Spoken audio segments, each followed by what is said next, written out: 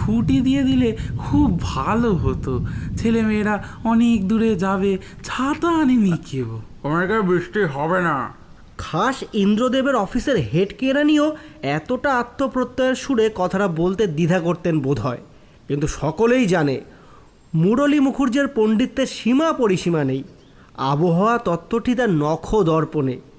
গোপীবাবু দমে গিয়ে বললেন, বৃষ্টি হবে না? না।